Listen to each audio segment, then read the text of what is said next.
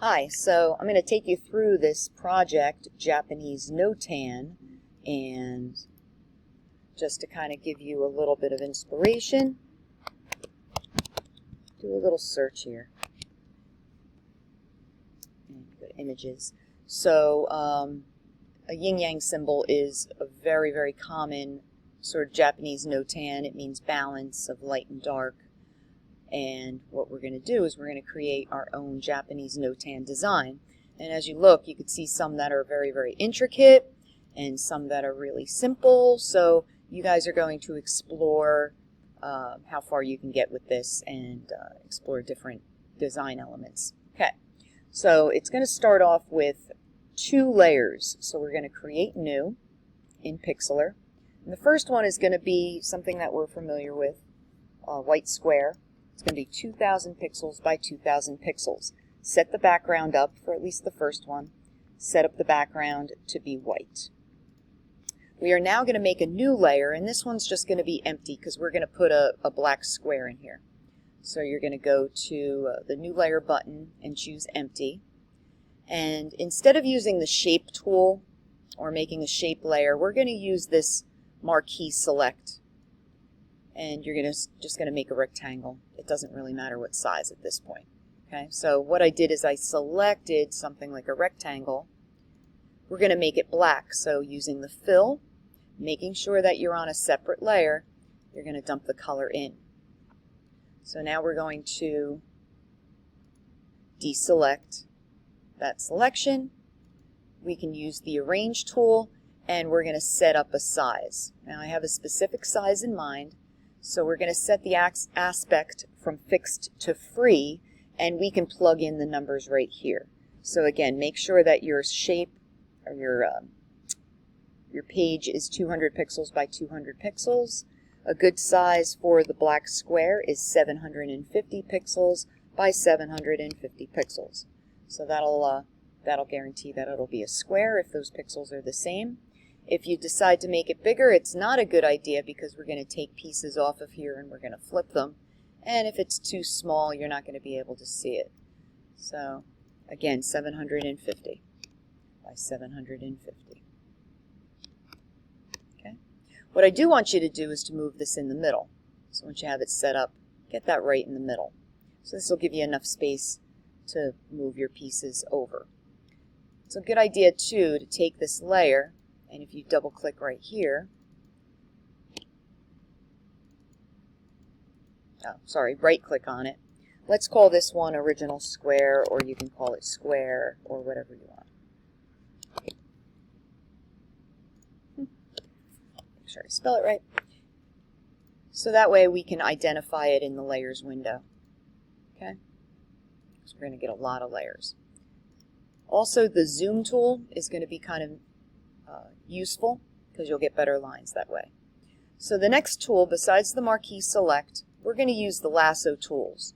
And there's a couple of different types. We're going to focus on free and polygon. So right now I'm on the free one. I'm going to start off in a corner, and I'm going to make a shape. And this shape is going to be the piece that I'm going to cut out of this side. So work on one side, so go from one corner to another corner. And whatever you do on the outside of this, it's not going to matter. We're going to cut out this black shape here. So whatever you do on this side here makes no difference. Okay? So it's just affecting this black square. We are now going to go to Edit, Cut, and then Edit, Paste. And you can see that the shortcuts are here. Control or Command X will cut it. Control or Command V will paste it. Alright, it might show up where it wants you to allow that clipboard to be used. And what I did is I just went to the Arrange tool, and now I'm just going to slide it out so you can see the piece. You don't want to make it larger or smaller. I'm just sliding it out because when you paste it, it's going to just show up in the middle of the page.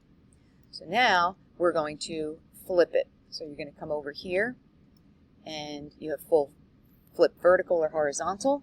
We're going to flip this one horizontal because the axis is horizontal. And you place it in place right there. Okay, I'm going to go back to the original now, and I'm going to cut another piece out. This time, just to play around, I'm going to try the Polygon Tool. So again, I'm going to start in the corner. This behaves differently. Every time you click, you finish a side. So every time you click, it's like a corner. And I'm getting really, really close to the edge because I want there to be a nice contrast of black and white. Okay, you get to the end. So now that is complete. I'm on the original layer. You can also use the eyeball and you make it invisible just to make sure you can see which layer that you're on. So I'm on this one, which is the right one. I'm going to go to, this time I'm going to use my shortcuts. I'm going to go to Control X and I'm going to go to Control V. Now if you're on a MacBook, you can use also the command buttons. So you can see here, here's my new shape. This time I'm not going to flip it horizontal, I'm going to flip it vertical. Okay, so I'm flipping it up and down.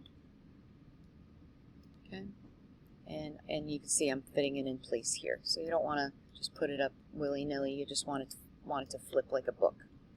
So I'm going to jump over to the free this time, and I'm going to try the same process. Oops, before I do, I just want to move that up a bit. Okay. So you can use a variety of different types of shapes. Now I'm not going to select all of this. I want to save some for the bottom. I'm just going to go to the corner. And again, I'm on the original, so that's where I'm cutting it from. Control X, Control V. And I'm going to flip it horizontally, side to side. All right, and then I'll finish up the last one, and I'll go back to my polygon. So you're going to feel that you might favor using the polygonal lasso, or you might favor using the free lasso. It's completely up to you. Okay, so we don't want to cut it from this. We want to cut it from the original. Command X, Command V. And go to the Arrange tool to flip it. All right. So once you get the initial shapes out into the negative space, you can actually go ahead back into these shapes and you can select smaller shapes. So I'm going to jump over to this one here. I'm going to zoom in so I'm working nice and close. And again, I want to make sure I'm on that layer. And now I'm going to select some different shapes. This time I'm going to use the polygon, and I can select a series of shapes like this. By the way, I want to create a series. So if I want to select a bunch of shapes at the same time, I'm going to go up here to Mode. New Selection will just eliminate what you selected before. It'll keep on giving you a new selection. But if you want to add to selection or hold down the Shift button, you can either add to what you just selected, maybe make it bigger, and you can use make some other shapes here. So you can select a whole series of shapes.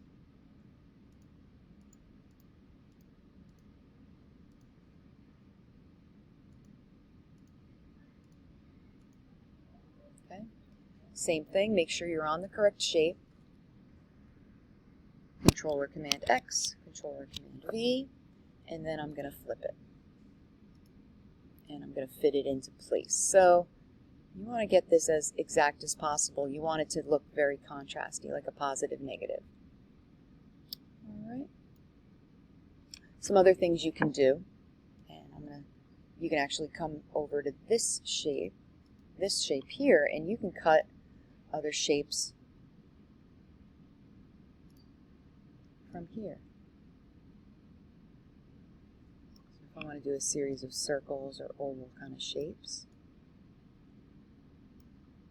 And again, I have it set to the mode being new.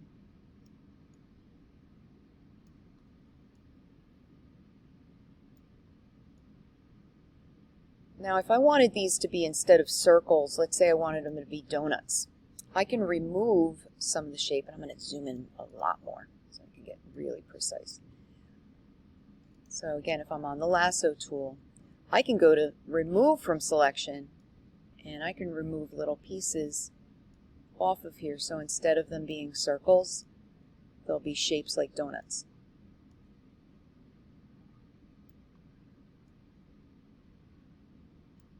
Similarly, if I wanted to completely eliminate one, I can do that as well. So I'm going to add this to my selection, and then I'm going to remove this from the selection. So what I did is I just kind of fixed up the shape. I find that when I'm moving in kind of close here, I have more control over what I'm doing as opposed to working really far away if I have it zoomed out. So again, I made a mistake. I can repair the whole thing if I want.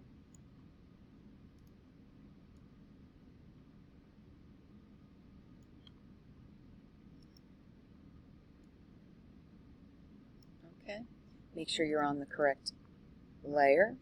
Zoom back out a little bit here.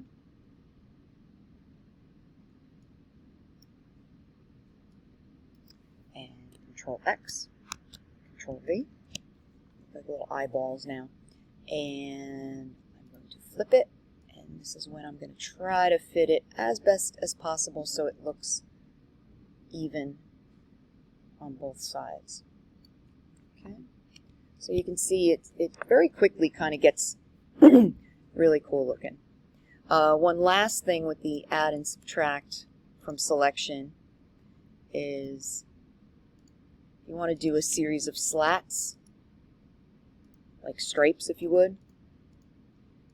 You can make the initial shape. Oh, sorry, I was on subtract from selection. Let's do that one more time. Remove from selection. Alright, so I'm making a shape like this. So if I wanted to remove little slats from the selection,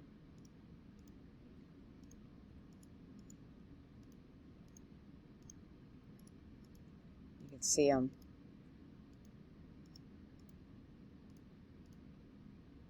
removing these sections in little, like long rectangles. So again, make sure you're on the correct layer.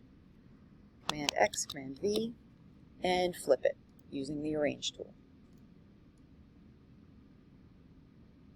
All right. You're going to end up with a lot of layers, so you just want to kind of keep in check how many layers you have here, and you can go up and down and make them invisible so you can see which layers are which. Okay. Hit Command 0. So you can do some really exciting sort of things. So you can take pieces from in here and I can move them back over here, so I keep going back and forth. And yeah, explore your possibilities. Have fun.